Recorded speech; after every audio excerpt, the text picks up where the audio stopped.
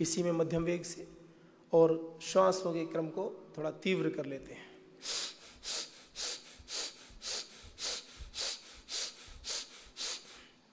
और भस्त्रिका प्राणायाम के साथ साथ मूलबंध के साथ करते हैं। यूरिनरी डिसऑर्डर्स के लिए बड़ा लाभ करते हैं। अपान प्राण को पुष्ट करते हैं जब हम मूलबंध के साथ प्राणायाम का अभ्यास करते हैं। अपान प्राण नाभि से नीचे पूरा पैरों तक, और तीव्र वेग से करना हो तो इसी अभ्यास को और तीव्र कर लेते हैं।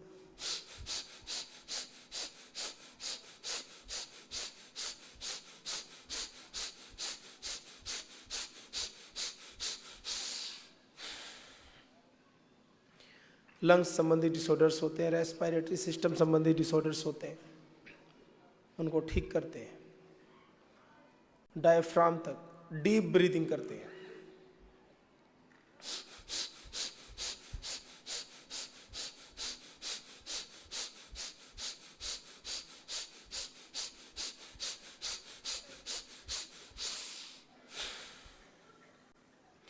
भस्त्रिका प्राणायाम सामान्य वेग सहजता से हम करें। 1 से 2 सेकंड में श्वास को लें और 1 से 2 सेकंड में छोड़ें। तीव्र वेग से करना हो तो 1 मिनट में 150 से 200 टाइम्स कर सकते हैं भस्त्रिका प्राणायाम। सामान्य वेग से करना हो तो 100 से 120, ये मध्यम है, और सामान्य में 60 1 मिनट में। तो इस प्रकार से गति का चयन कर लेते हैं अपने अपने रोगों के अनुसार। किसी किसी के शरीर में गांठें पड़ जाती है, दाने हो जाते हैं शरीर में, और गांठें बनने का प्रोसेस ऐसा होता है फिर वो बनती रहती है बार बार। तो भस्त्रिका प्राणायाम। रेस्पिरेटरी सिस्टम संबंधी डिजीज हो गई, अस्थमा की समस्या हो गई, भस्त्रिका प्राणायाम का अभ्यास सामान्य मध्यम वेग से लगातार करें। और कैंसर की भी जो गांठें होती है ना, जो अनवांटेड ग्रोथ ऑफ सेल्स है, वो भी धीरे धीरे दूर हो जाते हैं यदि लगातार और लंबा अभ्यास करें भस्त्रिका का। फिर वो 1 मिनट वाला कार्यक्रम नहीं है, फिर 5-10 मिनट से प्रारंभ करके आधा घंटा तक करना पड़ता है। बीच बीच में थक जाए तो गहरी लंबी श्वास ले लें और फिर अभ्यास क्या करें। और हमारे भाई मन्नू जी और संगीत की पूरी टीम का भी एक जोरदार अभिनंदन है। तो चलो अच्छे अच्छे भजनों के साथ और भस्त्रिका प्राणायाम का अभ्यास करते हैं। गति का चयन अपने अनुसार कर लें। किसी किसी के सिर में दर्द हो जाता है, हाई ब्लड प्रेशर है, साइनस की समस्या होती है, तो थोड़ा सहजता से करें, बहुत तीव्र वेग से नहीं करना। आंखों का पॉइंट बढ़ा हुआ है, कुछ ऑपरेशंस करा लेते हैं अनेक प्रकार के, तो तीव्र वेग से बचना चाहिए। सामान्य वेग से करें, सहजता से करें। तो चलिए भस्त्रिका प्राणायाम, कपालभाति प्राणायाम, अनुलोम विलोम प्राणायाम अपने अपनी गति के अनुसार चयन कर ले और करते हैं।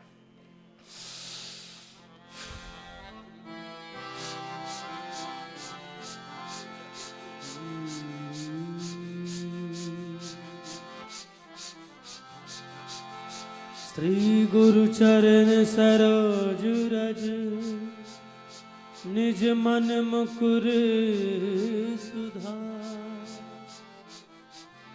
बरनौ रघुबर बिमल जस, जो दायक फल चार। बुद्धिहीन तनु जानिके, सुमिरो पवन कुमार। बल बुद्धि विद्या देहु मोहि, हरहु कलेश विकार। और कपालभाति भी मूलबंध के साथ में करें। और महाबली हनुमान जी को याद करते हुए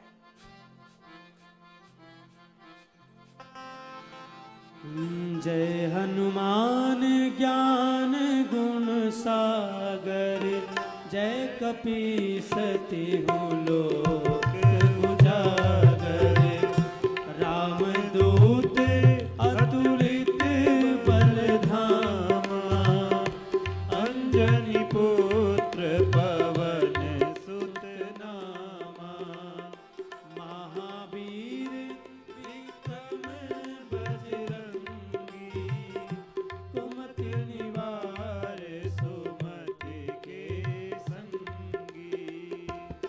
चनवरण विराज सुबेसा, कानन कुंडल कुंचित कैसा, हाथ ब्रज और ध्वजा विराजे, कांधे मूंज जनेऊन साजे, शंकर सुवन केसरी नंदन, तेज प्रताप महाजगवंदन,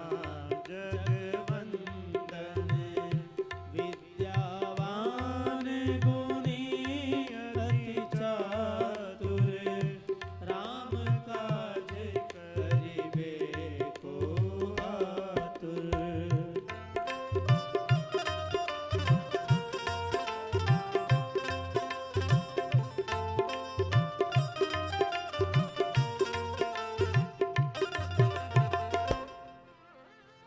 प्रभु चरित्र सुनबे को रसिया, राम लखन सीता मन बसिया, सूक्ष्म रूप धरि सियहि दिखावा, विकट रूप धरि लंक जरावा, भीम रूप धरि असुर संहारे, रामचंद्र जी के काज सवारे, लाय सजीवन लखन जियाए, श्री रघुबीर हरषि उर लाए, रघुपति कीन्ही बहुत बड़ाई, तुम मम प्रिय भरत संभाई, सहस बदन तुमरो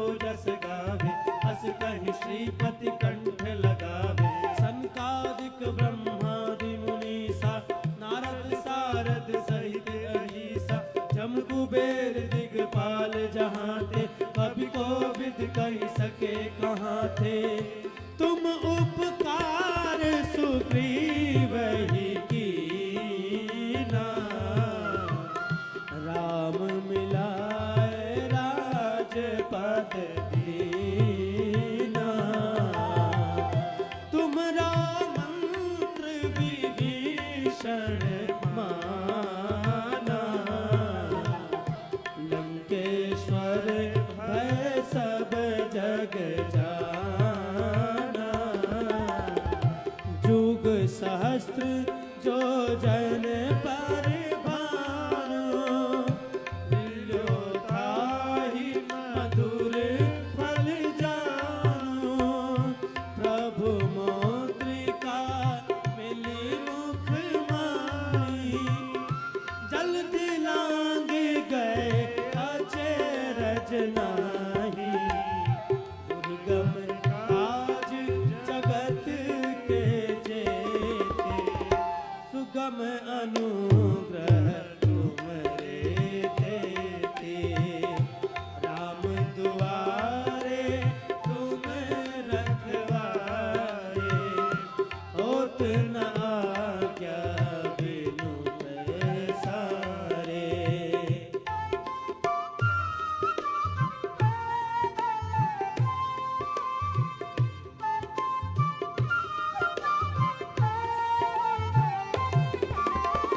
सब सुख लहे तुम्हारी शरणा, तुम रक्षक काहू को डरना, आपन तेज समारो आपे, तीनों लोक हाँकते कापे, भूत पिशाच निकट नहीं आवे, महावीर जब नाम सुनावे, नासै रोग हरे सब पीरा, जपत निरंतर हनुमत बीरा।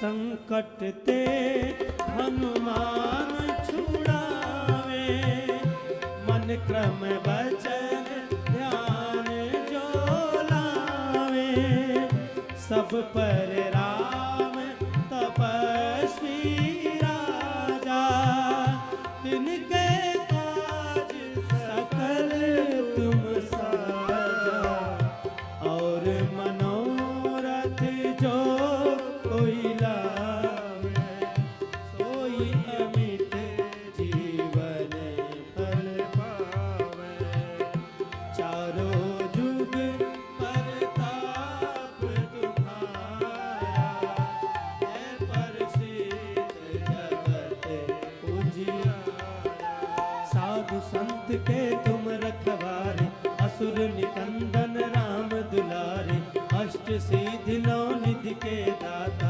असवर दीन जानकी माता, राम रसायन तुम्हारे पासा, सदा रहो रघुपति के दासा, तुम्हारे भजन राम को भावे, जन्म जन्म के दुख बिसरावे, अंत काल रघुबरपुर जाई, जहाँ जन्म हरि भक्त कहाई, और देवता चित्तन धरे, हनुमत से सर्व सुख करे, संकट कटे मिटे सब पीरा, जो सुमिरै हनुमत बलबीरा, जय जय जय हनुमान गोसाई, कृपा करहु गुरुदेव की नाई, जो सत बार पाठ कर कोई, छूटहि बंदी महासुख होई, जो या पढ़े हनुमान चालीसा, सिद्धि साखी गौरी सा, तुलसीदास सदा हरि चेरा, की जयनाथ हृदय महाडेरा, की जयनाथ हृदय महाडेरा, पवन तनय संकट हरने, मंगल मूर्ति रूप, राम लखन सीता सहित, हृदय बसव सुरभूप, सियावर रामचंद्र की जय, पवन सुत हनुमान की जय, श्री राम जय राम जय जय राम, श्री राम जय राम जय जय राम, श्री राम जय राम जय जय राम,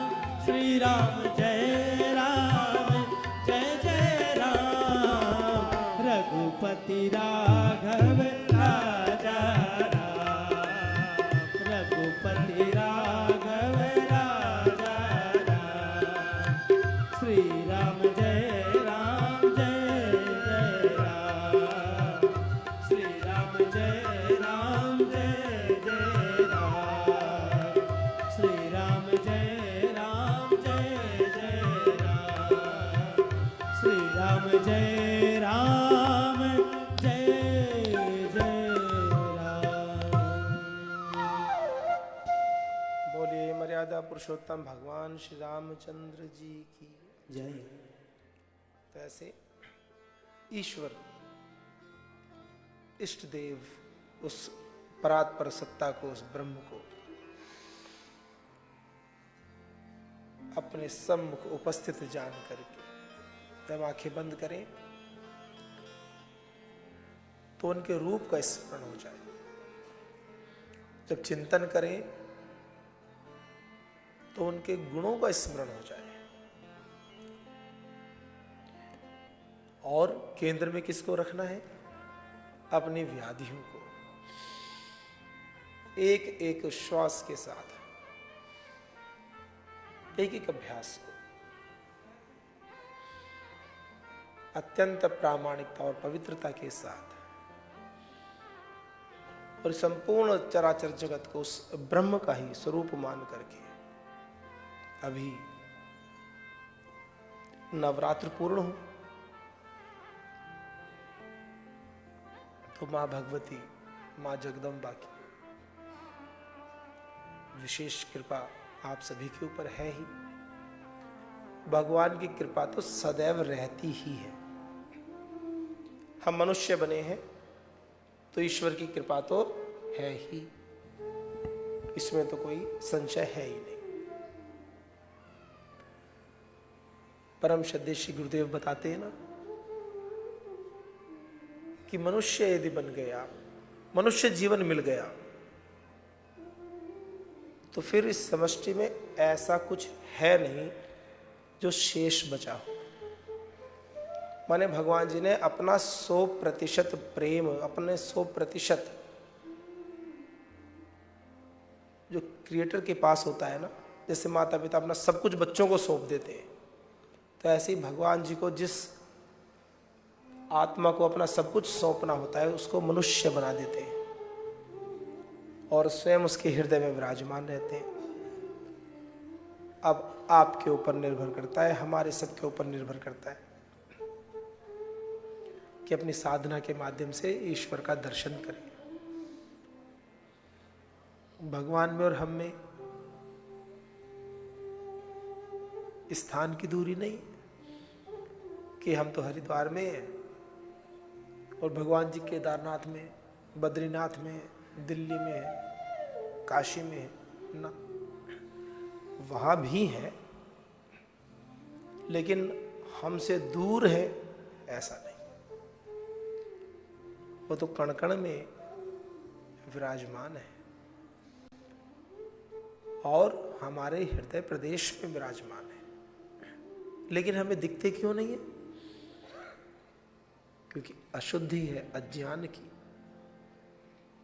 मिथ्या ज्ञान और गलत अभ्यास, गलत खान पान, गलत दिनचर्या, हमारा चिंतन ही दूषित हो गया। और जब चिंतन दूषित हो जाता है तो बीमारियां उत्पन्न होती हैं। आप कहेंगे जी सोचने का बीमारी से क्या मतलब है? बिल्कुल सीधा सीधा मतलब है। आयुर्वेद शास्त्र ने बीमारियों के मूल कारण को कहा प्रज्ञापराध। प्रज्ञा कहते हैं बुद्धि को, प्रज्ञापराध माने आपने अपने सात्विक ज्ञान का अनादर किया, इसलिए बीमारियां हुई। कभी कभी भूल से हो जाती हैं, उसके उपाय हैं, हम करते हैं, लेकिन फिर भी अंततः तो प्रज्ञापराध ही कारण है। प्रज्ञापराध क्या है? देखो, आपको पता है कि दूध के किसी भी पदार्थ के साथ खटाई का सेवन नहीं करना, नमक का सेवन नहीं करना। क्या करते हैं? कहीं कहीं तो खिचड़ी बनाते नमक डाल करके और दूध के साथ खाते, दूध। और आजकल तो इतना खतरनाक काम हो गया, ये शादी विवाह में जाते हैं, एक तरफ भोजन और एक तरफ कढ़ाई में दूध, और ये कोई नहीं कहता वहां पे कि भाई दूध कितने समय में लें, कब लें। एक तरफ व्यक्ति भोजन करके आएगा और एक तरफ दूध लेता है, और कुछ तो क्या करते हैं, दूध का गिलास साथ में ले लेते हैं और भोजन करते रहते हैं, बीच बीच में दूध पी लेते हैं। ऐसा तो बिल्कुल भी नहीं करना चाहिए। आयुर्वेद के सिद्धांत के अनुसार तो अत्यंत विपरीत कर्म है, अत्यंत विपरीत। अनेकों प्रकार की शरीर में व्याधियां उत्पन्न हो जाती हैं, कोलाइटिस बन जाता है और चर्म रोग संबंधी समस्याएं उत्पन्न हो जाती हैं, जो व्हाइट पैचेज हो जाते हैं, सफेद चकते हो जाते हैं, और भी अनेकों व्याधियां हैं। दूध और नमक, दूध और खटाई नहीं लेनी चाहिए। खीरे के साथ, सलाद के साथ दूध का सेवन नहीं करना चाहिए। फलों के साथ दूध का सेवन नहीं करना चाहिए। आम यदि बहुत पक गया है, खटाई, उसमें खटास नहीं है, या केला है पका हुआ एकदम, अपवाद है। बाकी फलों के साथ, तरबूज के साथ, अब गर्मी आने वाली, तरबूज खाएंगे, पानी पी लेते। फलों के तुरंत बाद पानी नहीं पीना चाहिए, दर्द हो जाता है, अनेकों समस्या। हमारे इतने जीवन में इतने कार्यक्रम ऐसे होते रहते हैं, हमें पता ही नहीं होता। मैं इसलिए कहा मैंने कि भूल से भी हो जाते हैं। सारे रोग जानबूझकर हो ये नहीं, भूल से, पता ही नहीं, किसी ने बताया नहीं। और तो और यूं कहते हैं जी हमारे यहाँ तो बचपन से ऐसे ही खाते आए, हमें तो पता ही नहीं। और सच में ऐसा होता है। कहीं कहीं दूध और नमक, दही की जगह दूध का प्रयोग करके खाते हैं। सब्जी, खिचड़ी खा रहे हैं, दूध डाल के खा रहे हैं। भोजन किया, भोजन के तुरंत बाद दूध पी लिया कि जी अपवाद रूप में किसी को सात्म्य हो जाता है, ये भी बात है। बचपन से खाते आ रहे हैं, पीते आ रहे हैं, तो कोई शरीर वैसे ही बन गया, ये अपवाद है, करोड़ों में कोई एक। ये आयुर्वेद के अनुसार सिद्धांत नहीं। अपवाद क्या होता है? हाईवे पर लेफ्ट साइड को चलना चाहिए। अब कोई व्यक्ति हाईवे पर जा रहा है और लेफ्ट साइड को जाना चाहिए, लेकिन वो लेफ्ट साइड से आ रहा है। राइट साइड से आना चाहिए, लेफ्ट से जाना चाहिए, वो उल्टा कर रहा है। वो राइट साइड से ना जाकर के लेफ्ट से ही आ रहा है, और उसका एक्सीडेंट नहीं हुआ। ट्रैफिक भी बहुत चल रहा है, लेफ्ट से ट्रैफिक बहुत जा रहा है और वो उल्टा ही आ रहा है उसी दिशा में, नहीं हुआ एक्सीडेंट, तो अपवाद है। वो कोई विधि नहीं है भाई, किसी वजह से नहीं हुआ, लोगों ने जागरूकता की, उसने हॉर्न बजाते हुए आ रहा है, धीरे धीरे आ रहा है, जैसे भी आ रहा है। लेकिन आप सोचोगे अरे कुछ नहीं होता, जहां सिंगल वे या टू वे वहां भी जा रहे हो, 4 लेन बनी हुई है लेकिन फिर भी उल्टा ही चल रहे हो, एक्सीडेंट भी हो जाएगा, प्राण भी चले जाएंगे, और कुछ हो ना हो चालान कटने की पूरी संभावना है। लोक में हमें चीजें समझ में आती है, लेकिन अपने जीवन में समझना चाहते नहीं है। भोजन किया रात को और गरिष्ठ भोजन कर लिया, छोले भटूरे, पनीर, पता नहीं क्या क्या, फास्ट फूड खा ली रात को। अब पचेंगे कब? आप तो सो गए खा के। शरीर को काम दे दिया, आंतों को काम दे दिया, लीवर को काम दे दिया, किडनी को काम दे दिया, पेनक्रियाज को काम दे दिया कि अब इसको पचाओ। कहां से पचाए? उसको भी तो विश्राम करने दो। ये बीमारियां क्यों होती हैं? इसलिए होती। हम स्वार्थी हो गए इस जीवा के चक्कर में। छोटी सी जीवा, आप सोचो, ये छोटी सी जीवा, और 1.5 किलो का लीवर, 1-1.5 किलो का कम से। इतनी सी जीवा के चक्कर में 1.5 तो क्या, ये पूरा शरीर 60, 70, 80 किलो का जितना भी है जिसका, एक छोटी सी। और इस जीवा में भी टेस्ट बड्स तो कुछ ही है, सारी ही जीव पर टेस्ट ऐसा भी नहीं है। 6 प्रकार के टेस्ट होते हैं, वो भी अलग अलग होते हैं। उसके चक्कर में पूरे शरीर का नुकसान कर लेते हैं। तो अत्यंत विचार पूर्वक और आनंद पूर्वक, हाँ परेशान नहीं होना, आनंद पूर्वक। जो व्याधि हो गई तो हो गई ना, अब परेशान होकर के क्या कर लोगे? और बढ़ाओगे? घटनी तो है नहीं, तो मुस्कुराएगा। प्रसन्न रहो, उसका उपाय करो। और योग में संपूर्ण समाधान है। एक बात सबके मन मस्तिष्क में बैठ जानी चाहिए, योग में समाधान संपूर्ण है। 99.99 नहीं है, 100%, और 100 से ऊपर भी जितना चाहो उतना, आपके उत्साह के लिए 1000%। लेकिन कब?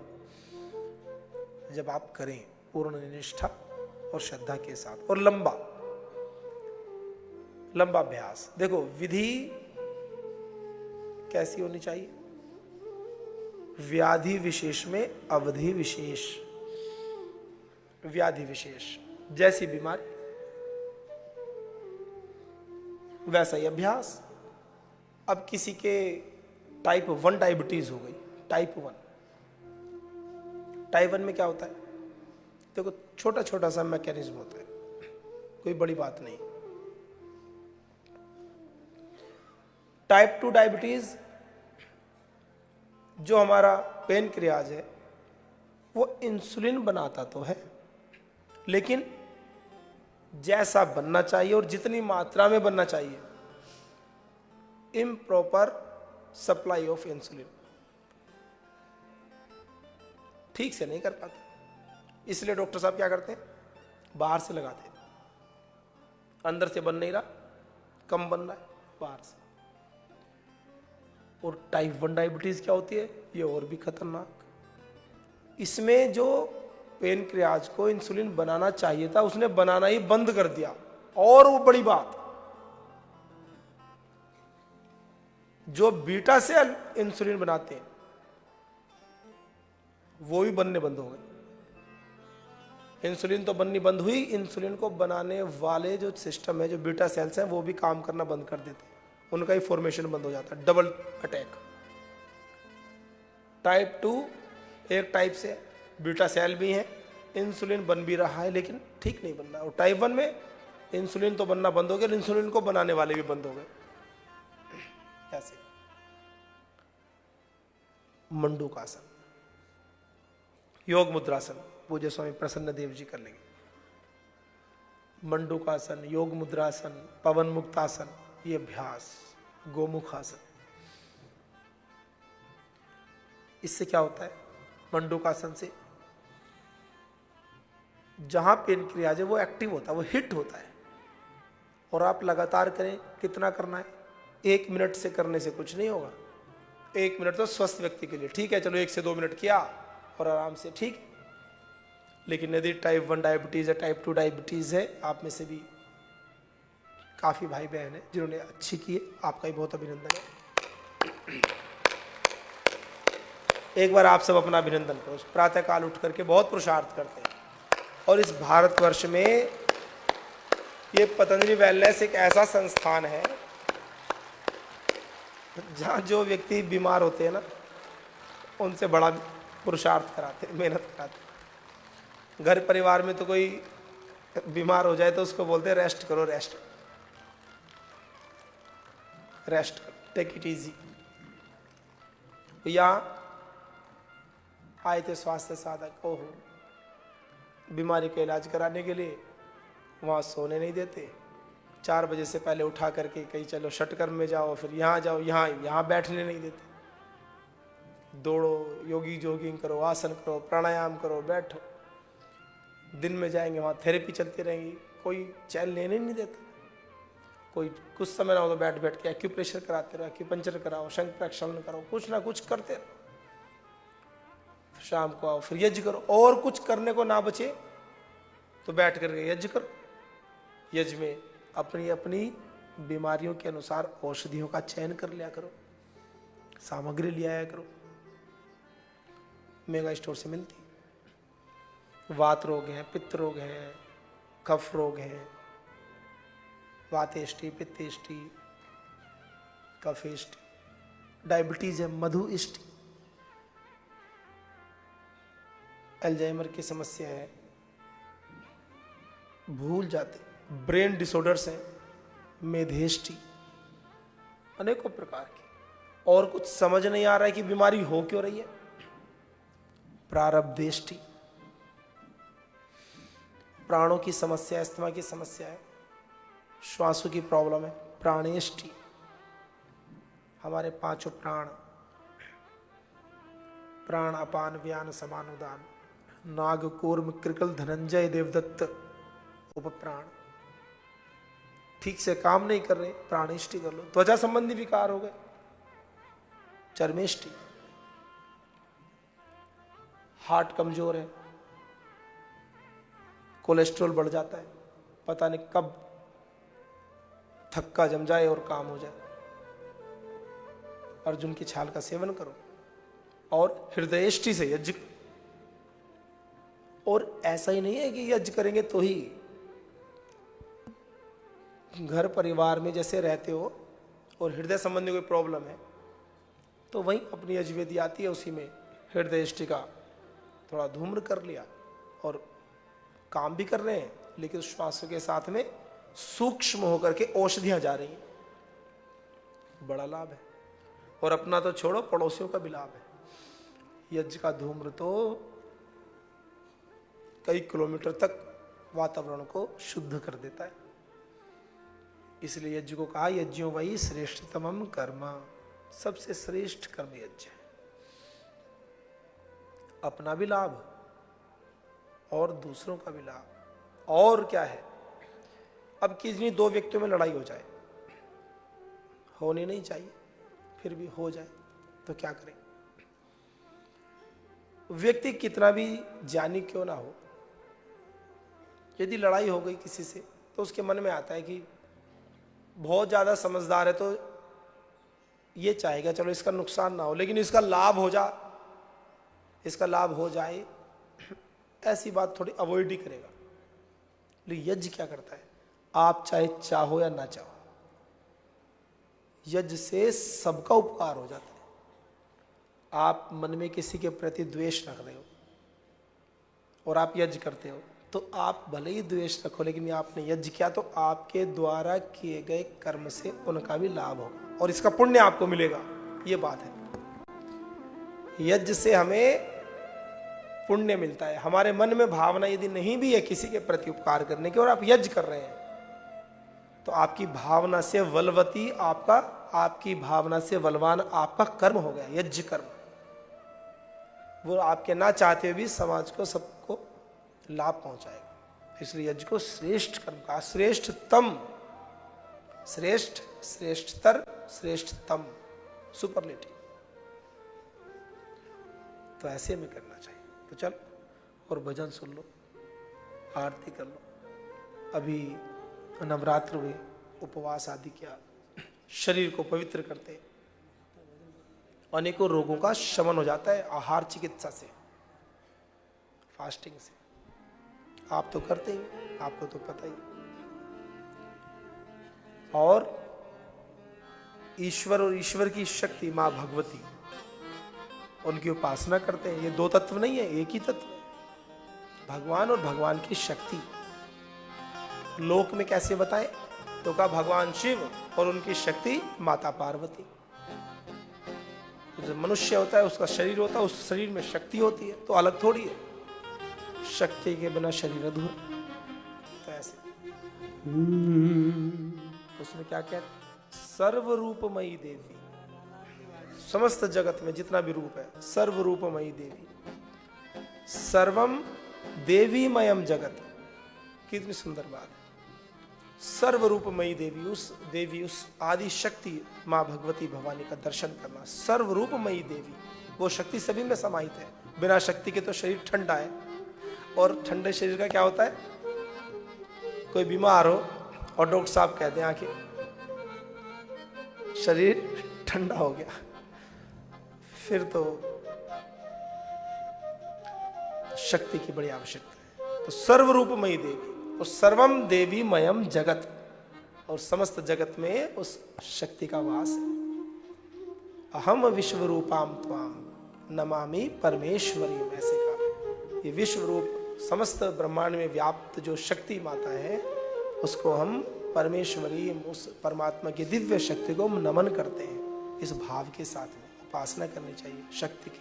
उपवास से भी तो आपकी शक्ति का जागरण होता है। तो आइए दुर्गा चालीसा के साथ, आरती के साथ अनुलोम विलोम प्राणायाम का लंबा अभ्यास कर लो। पैर दुखने लगे हो तो खोल करके सूक्ष्म अभ्यास कर लो।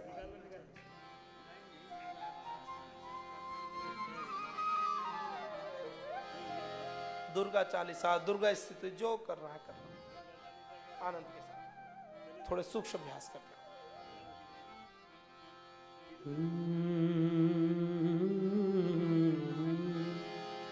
या देवी सर्वभूतेषु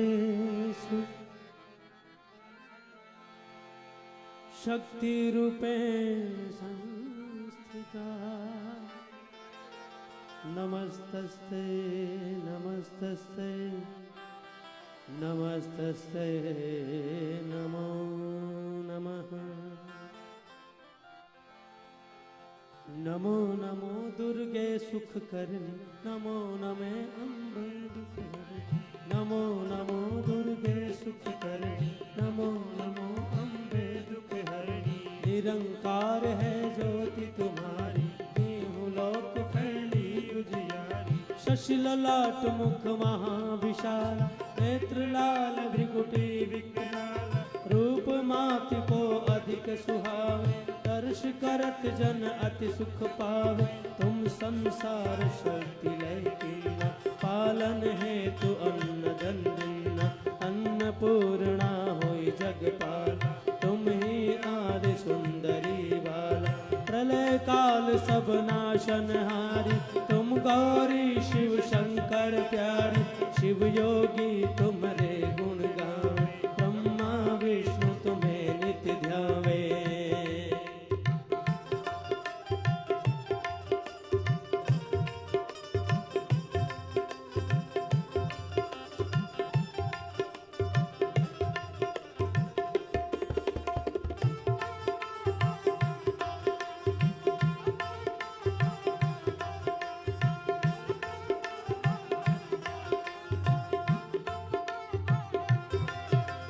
रूप सरस्वती को तुम धारा दे सुबोधि ऋषि मुनि न उबारा भय रूप नर सिंह को अम्बा प्रगट भई फाड़ कर अम्बा रक्षा कर प्रहलाद बचायो हिरण्याकुश को स्वर्ग पठायो लक्ष्मी रूप धरो जग माही श्री नारायण अंग समाही चिर सिंधु में करत विलासा दया सिंधु दीजय मन आशा हिंगलाज में तुम्ही भवानी महिमा अमित न जात बखानी मातंगी ब्रह्मावती माता भुवनेश्वरी बंगला सुखदाता श्री भैरव तारा जगतरण छिन्न भाल भव दुख निवारण हे हरिवाहन सोह भवानी लांगुर वीर चलत अगवानी करने खप्पर खड़ग विराज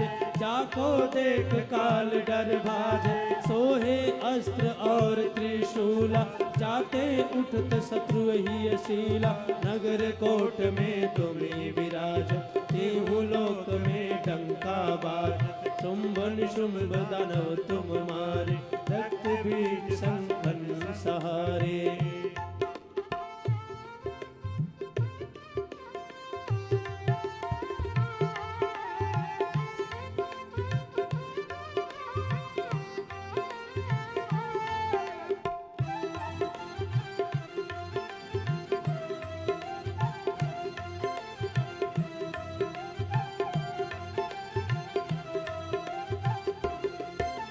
महिषासुर नृप अति अभिमानी जहि अगभार मही अकुलानी रूप कराल कालिका धारा सेन सहित तुम तिहि संहारा पड़ी गाढ़ संतन पर जब जब भई सहाय मातु तुम तब तब अमरपुरी अरुबा सब लोका तब महिमा सब रहे अशोका ज्वाला में है ज्योति तुम्हारी तुम्हें सदा पूजे नर नारी प्रेम भक्ति से जो यश गावे दुख दारिद्र निकट नहीं आवे ध्यावे तुम्हें जो नर मन लाई जन्म मरण ताको छुट जाए योगी सुर मुनि कहत पुकारी योग न हो बिन शक्ति तुम्हारी शंकर आचारज तप कीनो काम अर क्रोध जीति सब लीनो निश दिन ध्यान धरो शंकर को आहु काल नहीं सुमिरो तुमको शक्ति रूप कमर मन पाए शक्ति गई तब मन पछताए शरणागत हुई कीर्ति बखानी जय जय जय जगदम्ब भवानी भई प्रसन्न आदि जगदम्बा भई शक्ति नहीं के न विलंबा मोको मात कष्ट अति घेरो तुम बिन कौन हरे दुख मेरो। आशा तृष्णा निपट सतावे, निब मूरख मोहि डर पावे। शत्रुनाश की जय महारानी, सुमिरो एक चित तुम्हें भवानी। करो कृपा है मातु दयाला, सीधि सीधि दे करहु निहाला। जब लगी जीव दया फल पाओ, तुम्हारो यश मैं सदा सुनाऊं। दुर्गा चालीसा जो कोई गावे, सब सुख भोग परम पद पावे। देवी दास शरण निज जान, करहु कृपा जगदम्ब भवानी। करहु कृपा जगदम्ब भवानी, करहु कृपा जगदम्ब भवानी। करहु कृपा जगदम्ब भवानी, करहु कृपा जगदम्ब भवानी। बोलो जगदम्बे भवानी मात की जय। तो ऐसे चलो कर लो। बटरफ्लाई तितली आसन, ये बड़ा लाभ करता है, विशेष करके जो माताओं बहनों को कुछ प्रॉब्लम्स हो जाती हैं, उसमें विशेष लाभ करता है बटरफ्लाई। जॉइंट्स को भी ठीक रखता है। मेरुदंड सीधा करके बैठे, कुछ करते हैं ऐसे बैठ जाते हैं। बैठने का भी तरीका, आपके बैठने के पोस्चर से आपकी हाइट का निर्धारण हो जाता है। कुछ कहते हैं हाइट बढ़ती नहीं है, और जितनी हाइट है उसका भी ठीक ठीक उपयोग नहीं कर पाते। हाइट पूछो कितनी है, कहेंगे 5 फुट 2 इंच, 5 फुट 3 इंच, बहनों की 5 फुट 4 इंच, और किसी किसी की हाइट होती है 5 फुट 5 इंच, और नापेंगे तो आएगी 5 फुट 3 इंच, 5 फुट 4 इंच। क्यों? बॉडी पोस्चर ठीक नहीं है। शरीर को हमेशा झुका झुका के बैठते, मेरुदंड सीधा नहीं रखते। चलेंगे तो ऐसे झुक कर चलेंगे, बैठेंगे तो सीधे नहीं बैठेंगे, ऐसे। तो जो मेरुदंड सीधा होना चाहिए था वो झुक गया। पूरा पोस्चर ठीक रख करके बैठना चाहिए। मेरुदंड को जब भी बैठने का अभ्यास में सीधा, और शोल्डर झुक गए तो क्या करें, कर्व आ गया तो क्या करें, भुजंगासन के अभ्यास कर लें। पूज्य स्वामी, एक बार पूज्य स्वामी प्रणदेव जी का बहुत बहुत अभिनंदन। देखो 1 घंटे से कहा था कि अनुलोम विलोम प्राणायाम का अभ्यास करें, लगातार 1 घंटे से अनुलोम विलोम प्राणायाम का अनवरत अभ्यास कर रहे हैं। ऐसे करना चाहिए। जिस कार्य को कह दिया वो लगातार करना है। ये कोई बीमार थोड़ी है, कोई व्याधि नहीं। आप सबकी प्रेरणा देने के लिए आप सबको ऐसा करते हैं। तो लंबा अभ्यास, तो पूज्य स्वामी प्रणदेव जी मेरुदंड के अभ्यास कर लेंगे थोड़े से। तो मेरुदंड के अभ्यास, और इनको भी कितनी देर करें, ये लंबा अभ्यास करना होता है। जो भी स्ट्रक्चरल बैलेंस संबंधी डिजीज है, स्पाइनल कॉर्ड में समस्या हो, सामान्य भाषा में कहें ना, मुड़ जाती है पीछे की हड्डी, बड़ी लंबी है, थोड़ी मुड़ गई, पीछे की तरफ मुड़ जाती है, बाहर की तरफ मुड़ जाती है, साइड की तरफ आ जाती है, निकल करके टेढ़ी हो जाती है। तो हाइट पे असर पड़ता है। बीमारी जो है वो तो है ही, उसके जो कॉम्प्लिकेशंस है वो तो है ही। मैं कह रहा हूं हाइट की बात, हाइट पे असर होता है, और ग्रोथ रुक जाती है। अब लंबी तो होगी नहीं, और साइड को बढ़ना शुरू हो गई तो साइड में कुब्बड़ से निकल जाएंगे कमर के। किसी किसी की रीढ़ की हड्डी देखो अजीब सी होती है, बैक देखो तो पता नहीं कहाँ हड्डी अंदर घुसी हुई रहती है। सीधा बैठने का अभ्यास करें। बैठे बैठे शरीर दुखने लगा, कोई बात नहीं, हाथ लगा लो, कोशिश करो पर सीधा रखो उसको। प्राणायाम करते करते दुख गए, बैठे बैठे लेट जाओ। झुककर बैठने से अच्छा है आप 2 मिनट के लिए लेट करके थोड़ा विश्राम कर लो, मेरुदंड सीधा कर लो, पर 2 मिनट ही। पता चले स्वामी जी ने परमिशन दे दी 2 मिनट लेटने की, फिर आंख खुल रही जब हास्यासन हो रहा है, 2.5 घंटे की शिफ्ट नहीं लगानी, 2 मिनट। 2 मिनट भी कब, 1 घंटे के बाद। यदि 1 घंटे तक बैठे हो तो ज्यादा दुखने लगी, पिलर के पास बैठ सकते, पिलर से लगकर सपोर्ट लेकर के, और एक बार आपका अभ्यास हो गया ना अच्छा बैठने का, तो आपको झुककर नहीं बैठा जाएगा, ये और बात है। आप झुककर बैठोगे तो शरीर में दर्द होगा आपके, क्योंकि जो सीधा पोस्चर है, जैसे ये हड्डी है रीढ़ की, हमारे शरीर का जो वेट है पूरा, हम जितना सीधा बैठते हैं तो पूरे शरीर का वेट पूरा पीछे से होकर के और नितंब से होकर के पूरा भूमि पर आता है, वेट पूरा धरती पर वेट जाता है। तो शरीर वेट से रहित हो गया, शरीर के किसी अंग पर वेट नहीं है, ये पूरा शरीर का वेट कहां चला गया? धरती पर। और हमारा शरीर भार रहित है। जब शरीर के अंग अनावश्यक स्ट्रेस में आते हैं और हम झुककर बैठेंगे तो क्या होगा? ये पूरा आधा वेट हड्डी पे आ गया पीछे, ऐसे बैठते, और वो समस्या रोगों को उत्पन्न करता है। अनावश्यक का वेट लिए घूम रहे हैं, अनावश्यक का। सीधा बैठे, वेट पूरा सीधा नीचे, शरीर रिलैक्स, पैर एकदम रिलैक्स, कोई वेट पैर पर नहीं, पूरे शरीर का वेट नीचे। ये सहज तरीका है बैठने का। लेकिन आप यदि करेंगे तो कुछ दिन थोड़ा सा लगेगा कि हल्का सा दुखेगा, कुछ होगा, लेकिन लगातार करेंगे तो अभ्यास होने से आपको बैठने में सुविधा होगी। और पद्मासन में बैठा करो, ऐसे पद्मासन में बैठ जाएगा, और दोनों पैर ऊपर नहीं होते हैं, एक ही पैर को ऊपर रख लिया करो, दाएं पैर को ऊपर रख लिया, एक आराम से ऐसे बैठो, दाएं पैर को ऊपर करके बैठ जाओ, सिंपल, एक से। इससे बैठने का अभ्यास अच्छा हो जाए, दोनों पैर छोटे छोटे इस ऊपर रख के बैठ जाओ, पूरे शरीर का बैलेंस, जो हमारी बोन्स फॉर्मेशन है वो ठीक रहता है, कसे हुए होते हैं हाथ पैर। और पद्मासन में बैठने का लंबा अभ्यास करते हुए घुटने नहीं मिलते आपस में, तो गरुड़ासन करते हैं वो लाभकारी है, और ये पद्मासन में बैठते हैं तो आपस में घुटने चलते समय किसी किसी के टखने कहीं कहीं मेडिकल में, आर्मी में फेल कर देते हैं, पूरे सेट होते हैं, स्ट्रक्चर ठीक होता है। मेरुदंड की समस्या है, दर्द ना भी हो तो भी ये अभ्यास कर लिया। मेरुदंड के अभ्यास, भुजंगासन, नौकासन, ये सब अभ्यास, इनसे लाभ होता है। शरीर जैसा है उसको पहले ठीक तो रख ले, बीमार हो गए उसका इलाज कराने की अलग बात है। जो भगवान जी ने दिया है पहले उसको ठीक रखना तो सीख लो। तो इन छोटी छोटी बातों का विशेष ध्यान रखा। सियाटिका पेन हो जाता है, झुककर रहते हैं, चलते ठीक से नहीं काम करते तो क्या होता है? पूरा दर्द शुरू होता है और यहां से उतरते उतरते पैर में नीचे तक फैल जाता है, चला नहीं जाता है। कितने छोटे अभ्यास हैं, योगी जोगी के अभ्यास, सामान्य मेरुदंड के अभ्यास, और क्या करें? ये छोटे छोटे अभ्यास, ये जो कर रहे थे ना बैठ के, अभी किसी को सियाटिका पेन हो, एवियन की समस्या है, कमजोरी आ जाती है, क्या करें? इन्हीं अभ्यासों को करें। पर क्या करें? मेरुदंड सीधा करके, ये मेरुदंड सीधा होना चाहिए,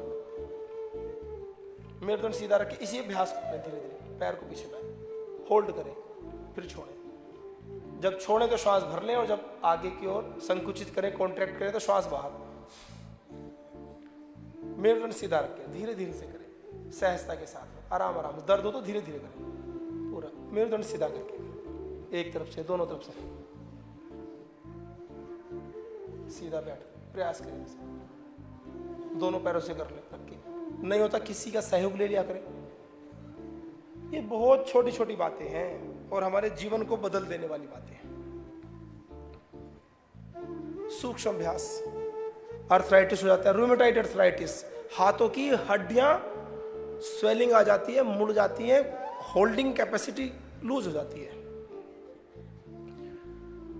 तो कुछ पकड़ेंगे तो पावर नहीं लगती, सारी गांठें सब स्वेलिंग आ जाती है, हाथ मुड़ जाते, टेढ़े मेढ़े हो जाते हैं। अब आपको लगेगा, जिसको होता है उसको पता है, आपको ना हो इसलिए ये अभ्यास, सूक्ष्म अभ्यास पावर के साथ, देखने में लगता है ऐसे ऐसे कर लो बैठ के, श्वासों के साथ, और थोड़े पावर लगाते हैं, उंगलियों को टाइट करते हैं, मसल्स, रक्त का प्रवाह होता है, स्ट्रेंथन होती है बॉडी, ऐसे चारों तरफ घुमाते हैं।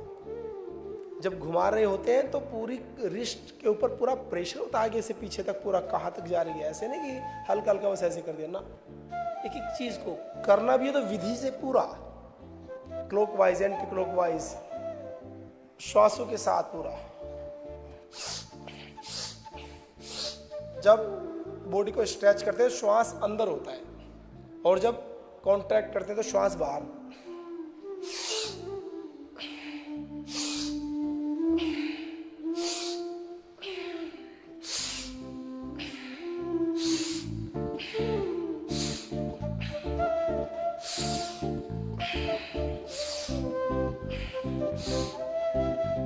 तो ऐसे ये अभ्यास छोटे छोटे, सर्वाइकल की समस्या, फ्रोजन शोल्डर की समस्या, ये सब दूर होते हैं। तो भजन भी हम सुनेंगे अभी थोड़ी देर में। तो ये अभ्यास श्वासों के साथ क्या करो, करने का लाभ है, लेकिन विधि पूर्वक करोगे तो अनंत गुना लाभ है, इसी कोई गणना नहीं है। स्ट्रक्चरल बैलेंस के लिए इस प्रकार से उष्ट्रासन, अर्धचंद्रासन आदि के अभ्यास। अपने जीवन को इतना अच्छा बनाओ कि सहज स्वस्थ रहा करो। सहज स्वास्थ्य की उपासना क्या करो। तो चलो इस क्रम को आगे बढ़ाएंगे, और अभी भ्रामरी और उद्गीत के साथ। कमर में दर्द हो जाता है और नहीं है तो भी करो ना, होगा ही नहीं। रोज उठ के थोड़े थोड़े से अभ्यास ही कर लिया तो फ्रेश होगा। चलिए योग के इस क्रम को आगे बढ़ाते हैं। भ्रामरी उद्गीत, प्रणव उपासना के बाद फिर ध्यान के साथ, भजन के साथ शिविर को आगे बढ़ाएंगे। पहली उंगली माथे पर, शेष तीनों उंगलियों से आंखों को बंद करेंगे, कान अंगूठों से बंद, गहरी लंबी श्वास लेकर के भ्रामरी प्राणायाम, पवित्र ओम का उच्चारण मुंह बंद करके।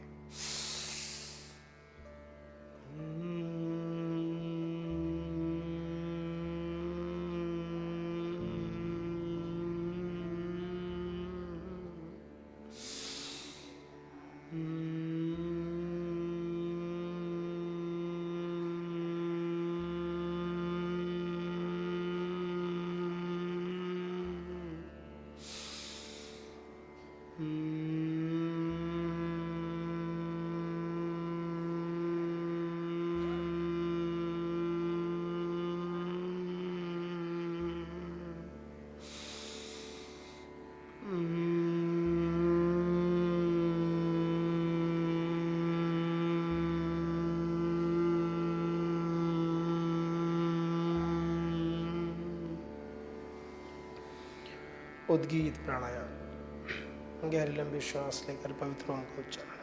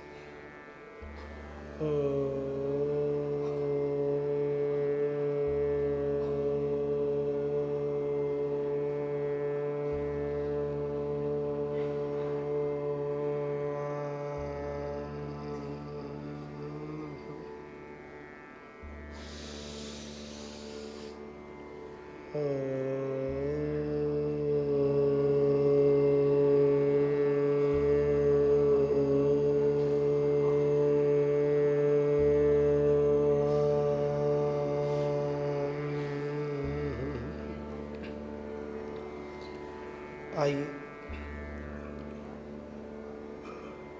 कुछ देर स्वयं में समाहित होकर के प्राणों के ऊपर ध्यान केंद्रित करें। Slow and deep breathing. Slow breathing as much as you can.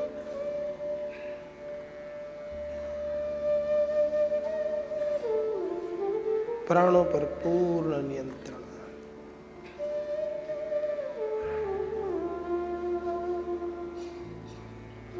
प्राणस्य वशे इदं सर्वम्। सब कुछ तो प्राणों के वश में है। और प्राण किसके वश में है?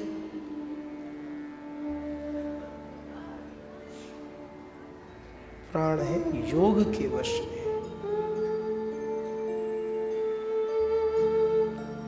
योग के माध्यम से, प्राणायाम के माध्यम से प्राणों के ऊपर पूर्ण नियंत्रण स्थापित करते हैं। और जब प्राण नियंत्रण में आते हैं तो उपनिषद कहते हैं कि संपूर्ण चराचर जगत ये प्राणों के वश में है। अर्थात इसमें सबसे महत्वपूर्ण घटक प्राण है, प्राण तत्व। और हम इस महत्वपूर्ण घटक से चिकित्सा करते हैं। इसे कहते हैं प्राण चिकित्सा, जो अत्यंत महत्वपूर्ण चिकित्सा है।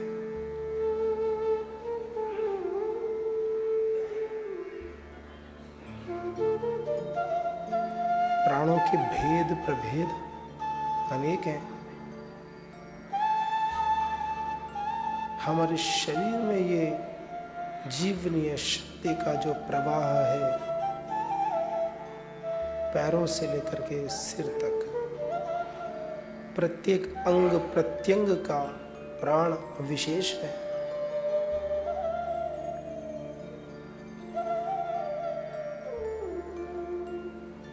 और जब कोई भी प्राण प्रदूषित होता है, कुपित होता है, तो व्याधियां उत्पन्न हो जाती हैं।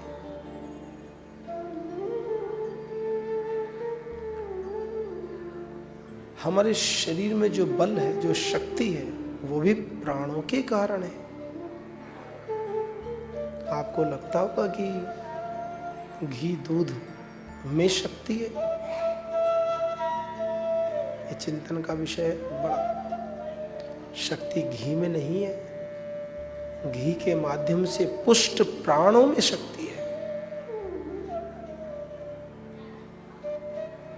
ये प्राण की महिमा, जितना इसके अंदर खोते जाओ उतना प्राण नियंत्रित होता है। योग चित्त वृत्ति निरोध, और समस्त वृत्तियों पर नियंत्रण स्थापित हो जाता है। प्राणों की महिमा विशेष। तो आइए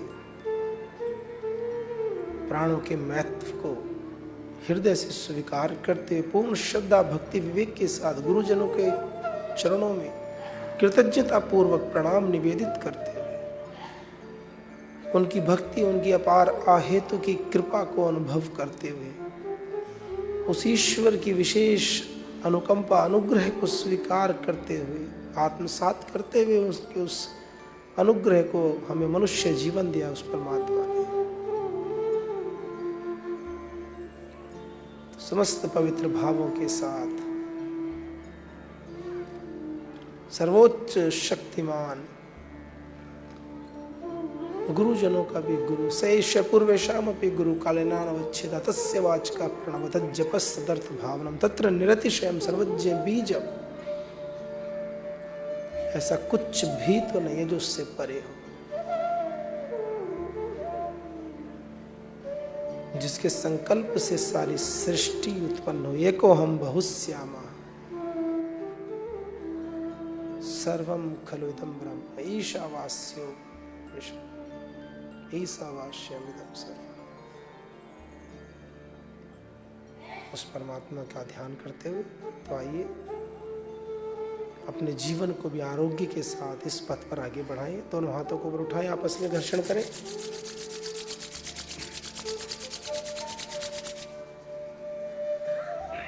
चेहरे पर लगा लें। और अभी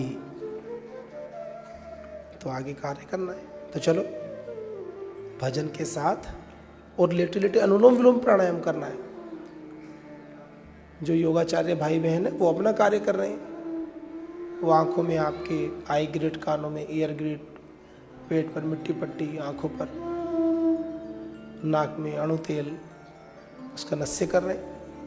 और आप सब बैठ कर अनुलोम विलोम प्राणायाम करो बाकी, और लेटे लेटे भी कर लिया करो। पैरों के ऊपर पैर रख कर नहीं लेटना, किसी को अनावश्यक बातचीत नहीं करनी है। शरीर को शिथिल करके लेटना है। हथेलियों को ऊपर की ओर कर लो, आसमान की ओर।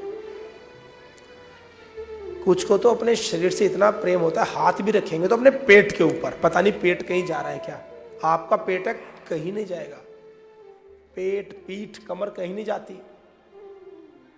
तो थोड़ा सा शरीर से आधा फीट की दूरी पर थोड़ा हाथ को खोल करके रखो। एक हाथ से अनुलोम विलोम करना है तो सहजता से कर सकते हो।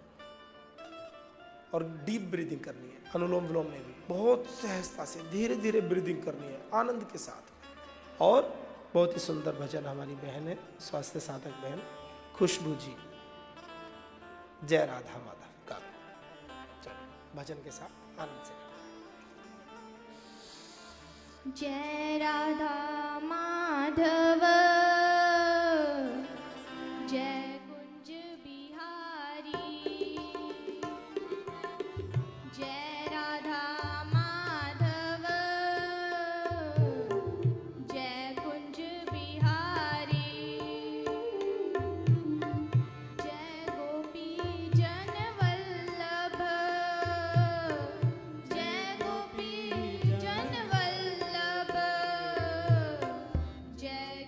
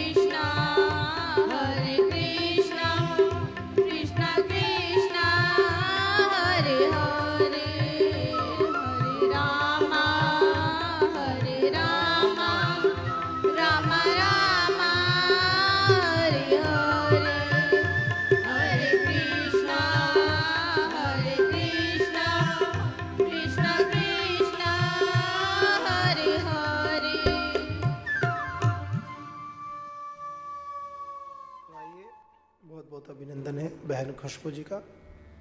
तो आइए शांति पाठ के साथ शिविर को पूर्णता की ओर आगे बढ़ाते हैं। ओम पूर्णमदः पूर्णमिदं पूर्णात् पूर्णमुदच्यते पूर्णस्य पूर्णमादाय पूर्णमेवावशिष्यते। ओम शांति शांति शांति। ओम श्री परमात्मने नमः। ओम श्री गुरुभ्यो नमः। ओम सर्वेभ्यो नमः। ओम स्वास्थ्य साधकेभ्यो नमः।